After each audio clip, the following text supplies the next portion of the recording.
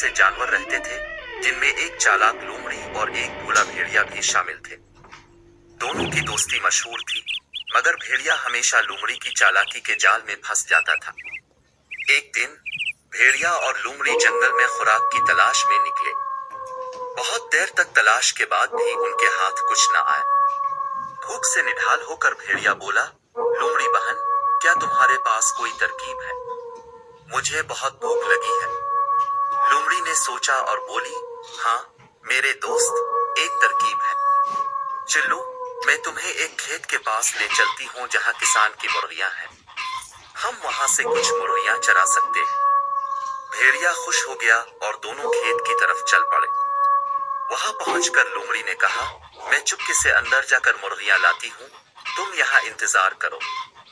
लोमड़ी दीवार पर चढ़ गई और अंदर जाकर एक मोटी मुर्गी पकड़ ली, मगर वापस आते वक्त उसने सोचा कि क्यों न भेड़िया को मुश्किल में डाल दिया जाए।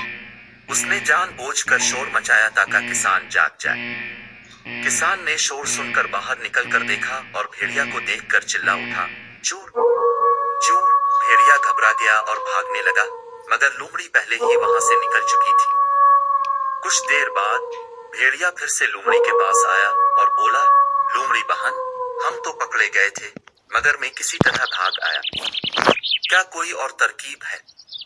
लोमड़ी ने मुस्कुराते हुए कहा, हाँ, एक और तरकीब है।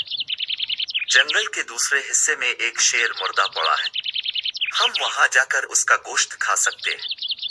दोनों वहां पहुंचे और वाकई शेर मुर्दा था।